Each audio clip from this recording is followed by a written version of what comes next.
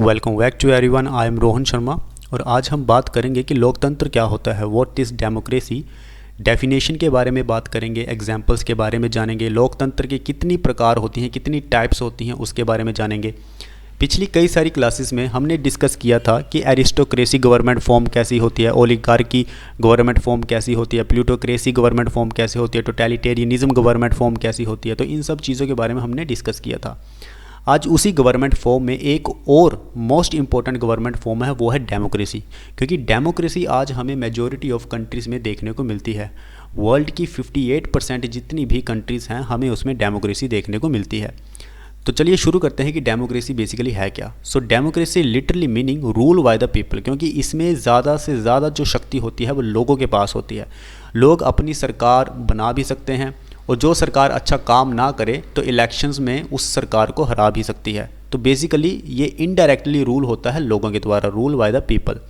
empowers individuals to exercise political control over the form and functions of their government। तो जो भी government action लेती है, laws बनाती है, पॉलिसी बनाती है, तो उसके ऊपर इंडिविजुअल्स जो होते हैं, एक आम नागरिक जो होता है वो अपना कंट्रोल कर सकता है गवर्नमेंट के ऊपर अपनी पॉलिटिकल पार्टिसिपेशन का इस्तेमाल करते हुए। While democracies come in several form, they all feature competitive elections। तो डेमोक्रेसी में सबसे इम्पोर्टेंट फीचर ये है कि इसमें हमें दो प्रकार की कम से कम पॉलिटिकल पार्टीज तो देखने को मिलेंगी ही मिलेंगी जो इलेक्शन में एक दूसरे के अगेंस्ट फाइट करेंगी। डेमोक्रेसी में हम हमेशा फ्रीडम ऑफ एक्सप्रेशन की बात करते हैं कि हर नागरिक के पास अधिकार है कि वो अपना ओपिनियन रख सके, अपनी बात रख सके। Protection of individual civil liberty की बात करते हैं, ह्यूमन राइट्स की हम बात करते हैं। अब जो अथॉरिटेरियन रिजाइम होता है, फॉर एग्जांपल अगर कोई राजा महाराजा, कोई किंग है, जैसे नॉर्थ कोरिया का आप एग्जांपल ले सकते हैं, तो हमें ह्यूमन राइट्स का वॉयलेशन देखने को मिलता है क्योंकि वहाँ पे फ्रीडम ऑफ एक्सप्रेशन नहीं है, कोई अपनी बात नहीं रख सकता, कोई भी रूलर के अगेंस्ट नहीं बोल सकता। लेकिन डेमोक्रेसी में ऐसा नहीं होता। डेमोक्रेसी में हर किसी के पास सिविल लिबर्टी होती है और ह्यूमन राइट्स होते हैं। अभी हम डेमोक्रेटिक प्रिंसिपल्स के बारे में बात करेंगे। सबसे पहला है popular sovereignty, the principle that the government is created and maintained by the consent of the people through their elected representatives। तो अभी पॉपुलर सोवर्निटी यानी कि लोगों के पास ये अधिकार है कि वो अपने रिप्रेजेंटेटिव्स, जैसे हम MP MLA वगैरह को चूज़ करते हैं, वो हमारे रिप्रेजेंटेटिव्स होते हैं। तो लोगों ने ये सरकार बनाई है तो लोग चाहें तो उस सरकार को हटा भी सकते हैं। अगला आता है एन इलेक्टोरल सिस्टम, इलेक्शन की बात करता है ये। Since according to the principle of popular sovereignty, the people are the source of all political power। That is very important line कि जो लोग हैं वही सोर्स हैं पॉलिटिकल पावर के। सो जो भी सोर्स है पॉलिटिकल पावर के वो लोग हैं। A clearly defined system of conducting free and fair elections is essential। तो डेमोक्रेसी का सही मीनिंग यही है कि उसमें हमें फ्री एंड फेयर इलेक्शंस देखने को मिलने चाहिए, जो कि ज़रूरी है।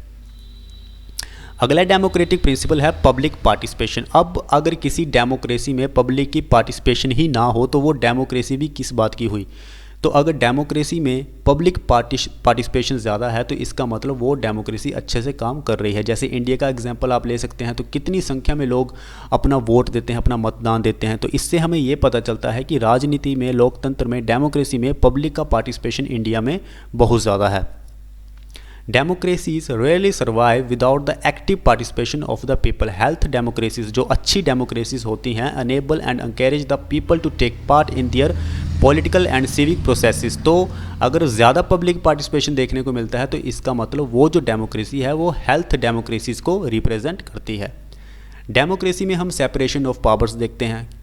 डेमोक्रेसी में क्या होता है कि जो पावर्स होती है वो डिवाइडेड होती है, लेकिन अथॉरिटेरियन रिजाइम में क्या होता था कि पावर जो होती है वो किसी किंग के पास होती थी या किसी एक पावरफुल रूलर के पास होती थी। लेकिन डेमोक्रेसी में पावर्स जो होती हैं वो डिवाइडेड होती हैं। फॉर एग्जांपल सेंट्रल गवर्नमेंट के पास अलग पावर है, स्टेट गवर्नमेंट के पास अलग पावर है, जुडिशरी के पास अलग पावर है, एग्जीक्यूटिव के पास अलग पावर है, तो लेजिस्लेटिव के पास अलग पावर है। तो ये सेपरेशन ऑफ पावर को रिप्रेजेंट करती है डेमोक्रेसी।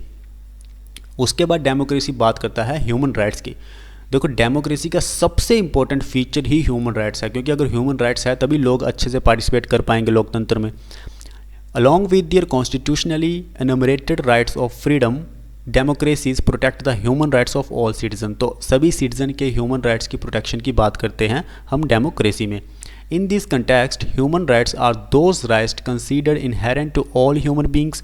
अब देखो ह्यूमन राइट्स जो होते हैं वो बेसिकली इनहेरेंट होते हैं ह्यूमन बींग्स में। बेसिकली वो हमने जो ह्यूमन है, एरिस्टोटल ने कहा था कि human is a social animal, तो हम पहले से ही आज़ाद पैदा हुए हैं, ठीक है। तो जो प्रॉपर हमारे पास जो राइट्स होते हैं, ह्यूमन राइट्स होते हैं, वो हमें मिलने ही चाहिए, जो डेमोक्रेसी हमें प्रोवाइड करवाती है।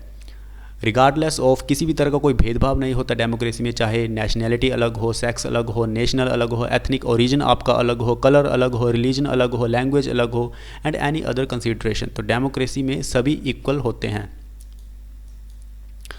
अब हम बात करते हैं कि डेमोक्रेसी तो है, लोकतंत्र तो है, लेकिन लोकतंत्र की टाइप्स कितनी है। क्योंकि अगर आप यूएसए का लोकतंत्र देखेंगे और इंडिया का लोकतंत्र आप देखेंगे तो आपको डिफरेंसेस देखने को मिलेंगे। यूएसए में डेमोक्रेसी में हम प्रेसिडेंट को इलेक्ट करते हैं, लेकिन इंडिया की डेमोक्रेसी में हम प्राइम मिनिस्टर को, प्रधानमंत्री को इलेक्ट करते हैं। सो डायरेक्ट डेमोक्रेसी की पहले हम बात करते हैं कि डायरेक्ट डेमोक्रेसी क्या होती है। So originated in ancient Greece, ancient Greece में इसकी शुरुआत हुई थी during the 5th century BCE। Direct democracy sometimes called the pure democracy, तो डायरेक्ट डेमोक्रेसी को हम प्योर डेमोक्रेसी भी कहते हैं।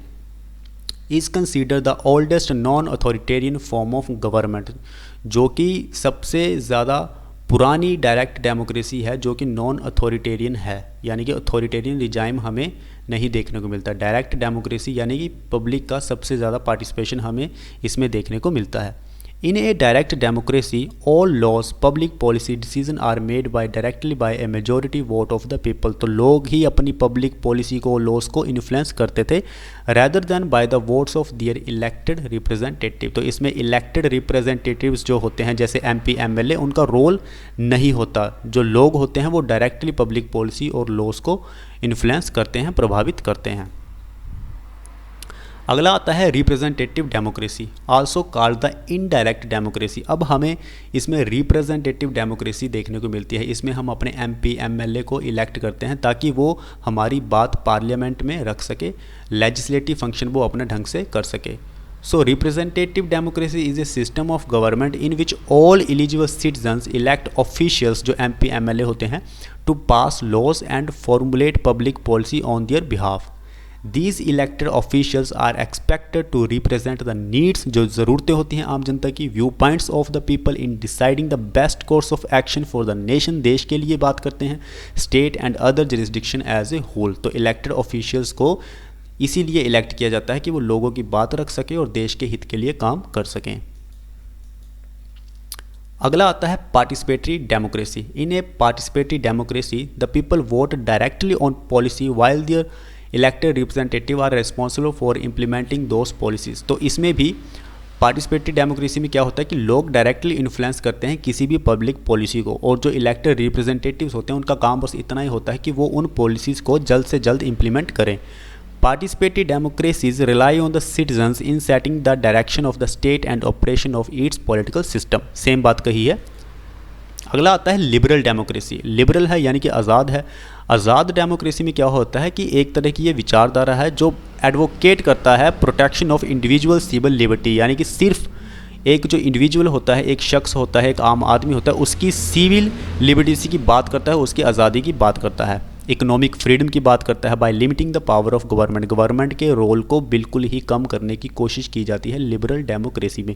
जैसे कई बार जो कंपनीज वगैरह होती है उसके ऊपर गवर्नमेंट ज़्यादा कंट्रोल करना शुरू कर देती है, तो वो लिबरल डेमोक्रेसी नहीं होती। लिबरल डेमोक्रेसी में कंपनीज़ को भी पूरी छूट होती है कि वो अपना काम ढंग से कर सके और गवर्नमेंट जो है वो उसमें इंटरफेयर ना करे, तो इसे हम कहते हैं लिबरल डेमोक्रेसी। अगला आता है parliamentary democracy. In a parliamentary democracy, the people directly elect representatives to a legislative parliament। जैसा कि इंडिया में होता है, हम अपने MP MLA को चूज़ करते हैं और वो फिर जाते हैं पार्लियामेंट में, लॉस बनाते हैं, पॉलिसी मेकिंग करते हैं। Similar to the US Congress, अगर यूनाइटेड स्टेट्स ऑफ अमेरिका की बात की जाए, the parliament directly represent the people. तो जो पार्लियामेंट है वो डायरेक्टली रिप्रेजेंट करती है लोगों को, पीपल को, in making necessary laws and policy decision for the country.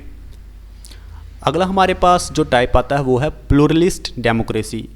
In a pluralist democracy no single group dominates politics, instead organized groups within the people compete to influence public policy। अब इसमें सरकार चलाना थोड़ा सा मुश्किल होता है pluralist democracy में, क्योंकि बहुत सारे इंटरेस्ट ग्रुप्स बन जाते हैं। फॉर एग्जांपल किसानों का अलग से ग्रुप बनेगा, जो कंपनी में एम्प्लॉयज़ होते हैं उनका अलग से ग्रुप बनेगा, बैंक्स में जो काम करते हैं उनका अलग से ग्रुप होगा, पुलिस में जो काम करते हैं उनका अलग से ग्रुप होगा। तो ये सभी ग्रुप मिलके क्या करते हैं कि इन्फ्लुएंस करते हैं गवर्नमेंट को अपने हितों के लिए। तो इसमें सरकार चलाना भी थोड़ा सा मुश्किल हो जाता है। प्लूरलिस्ट डेमोक्रेसी में हमें पता चलता है कि इसमें कई सारे इंटरेस्ट ग्रुप जो होते हैं जो अपने हितों की बात करते हैं सरकार के सामने। अगला आता है कॉन्स्टिट्यूशनल डेमोक्रेसी।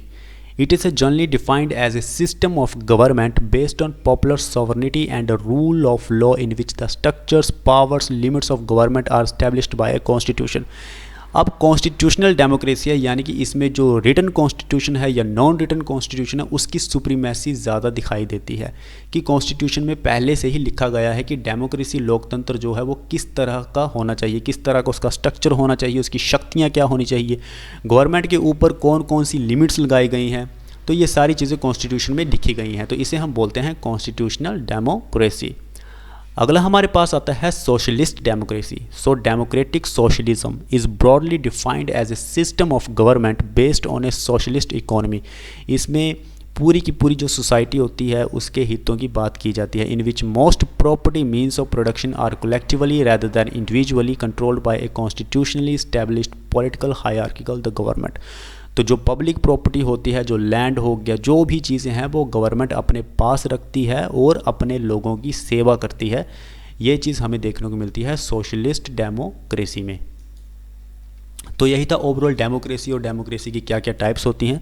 तो अगर आपको वीडियो अच्छी लगी हो तो प्लीज़ लाइक करें, शेयर करें, सब्सक्राइब करें। आप हमारा टेलीग्राम चैनल भी ज्वाइन कर सकते हैं, फेसबुक पेज लाइक कर सकते हैं और इंस्टाग्राम में भी फॉलो कर सकते हैं।